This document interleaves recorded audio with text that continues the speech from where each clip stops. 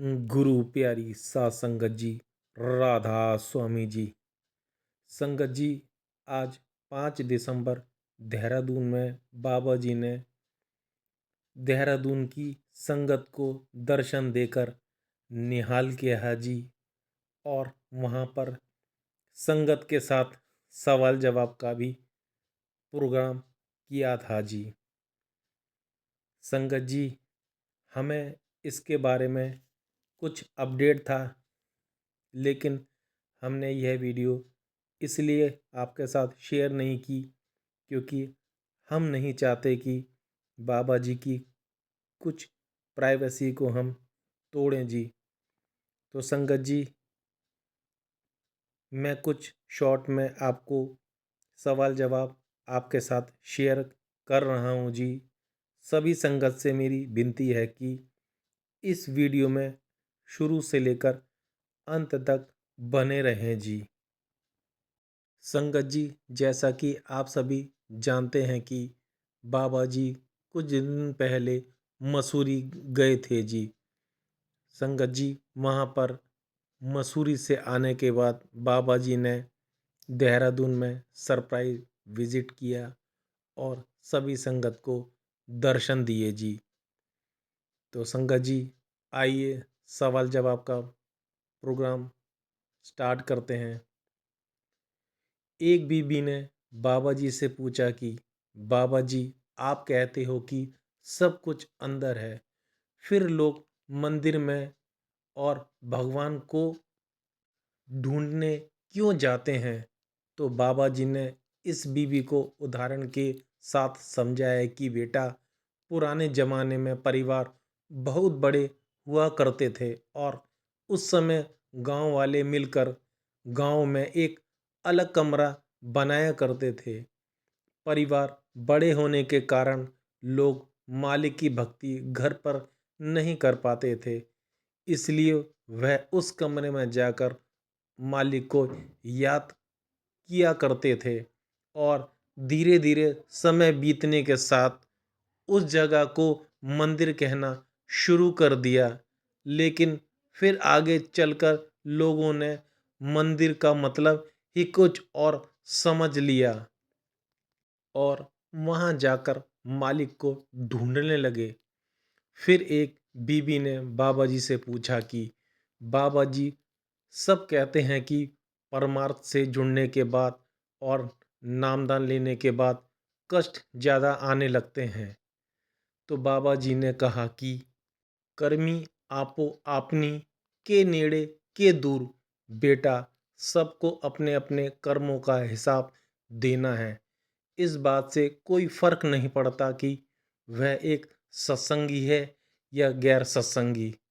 जब कोई सत्संगी भजन सिमरन करने लगता है तो मालिक उसके कर्मों का हिसाब जल्दी जल्दी से निपटाने लगता है, जिससे कि उसका कर्मों के हिसाब से जल्दी छुटकारा हो जाए और वह इस संसार से जल्दी ही मुक्त हो जाए।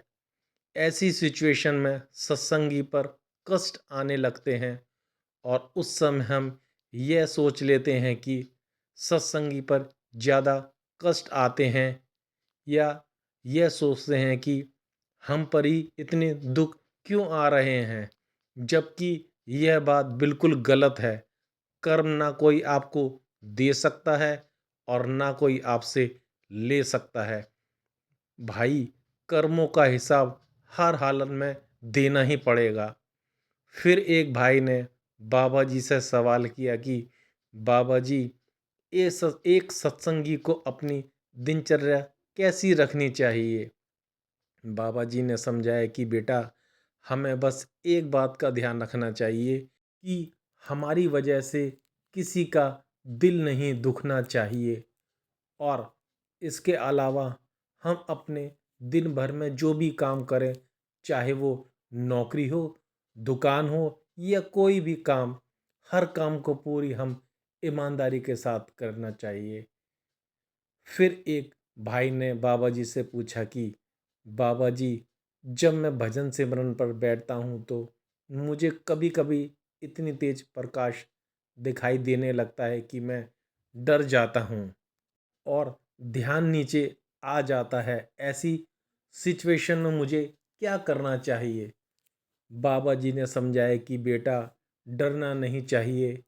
एक तरफ तो हम प्रकाश को देखना चाहते हैं और दूसरी तरफ हम जल्दबाजी करने लगते हैं, और जब जल्दबाजी के कारण जब वह चीज़ हमें दिखने लगती है तो हमसे संभाली ही नहीं जाती और हम घबरा कर बैठ जाते हैं। हमें तो होश होना चाहिए कि मालिक की हम पर बख्शिश और मेहर हो रही है।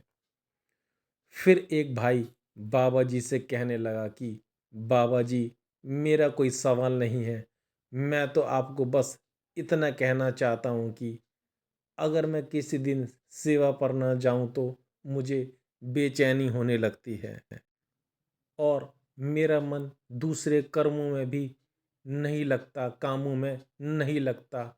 उस दिन मैं भजन सिमरन में भी नहीं कर पाता। बाबा जी ने इस भाई को समझाया कि बेटा, सेवा की सेवा भी एक नशे की तरह है। जब हमें सेवा की आदत लग जाती है ना, तो फिर सेवा के बिना हमें कोई चीज़ अच्छी नहीं लगती। यह तो आपके लिए बहुत बड़ी और अच्छी बात है कि सेवा की वजह से आपका भजन सिमरन आसान हो रहा है। बेटा, सेवा का तो मकसद ही यही हो है कि एक अच्छा माहौल बन सके और जिससे कि हमारा भजन सिमरन आसान हो सके।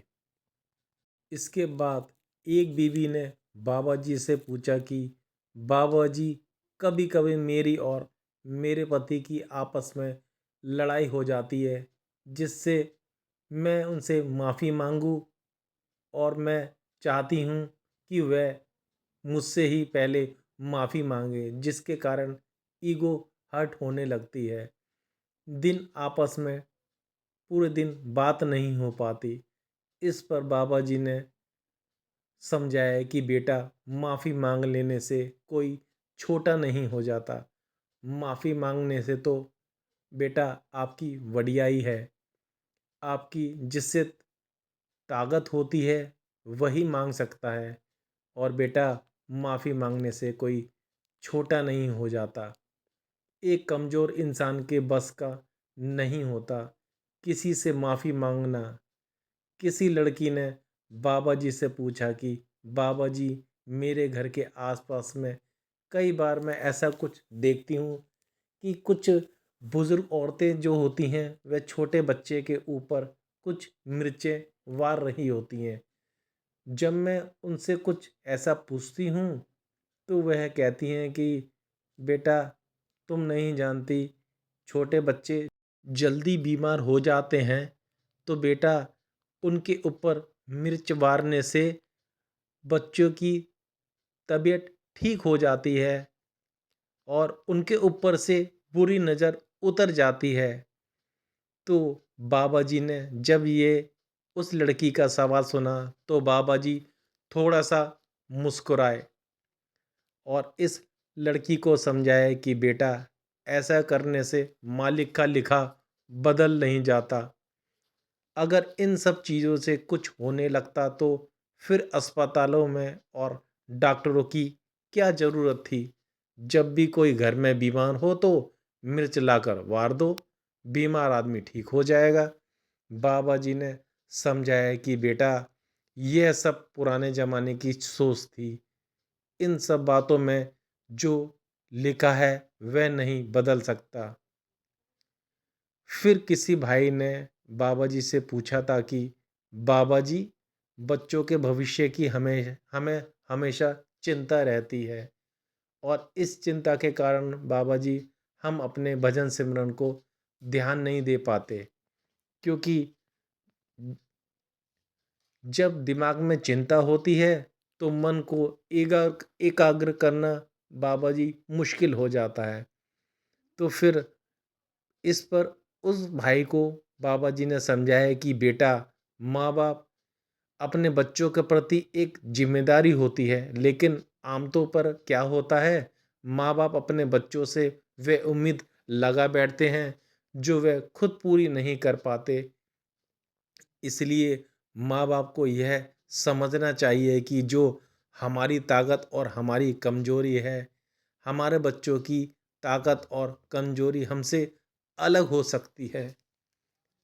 इसलिए माँ बाप को इतनी जिम्मेदारी नहीं रखनी चाहिए और बच्चे को समझाना चाहिए।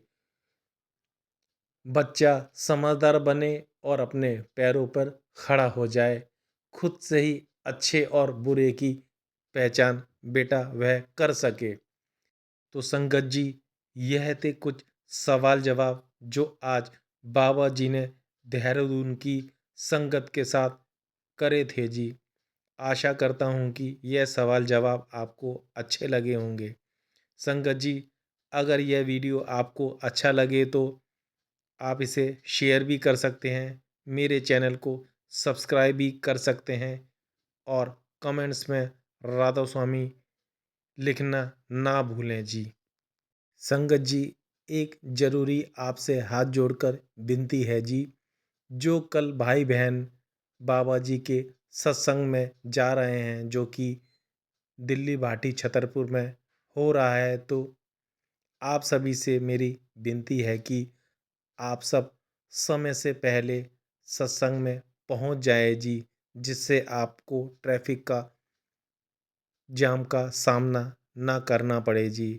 और आपसे मेरी सभी से यही विनती है कि जो भाई बहन अपनी पर्सनल कन्वेंस या बस या अपने ओला उबर से आ रहे हैं, तो कृपया अपने टाइम से पहुंच जाएं जी।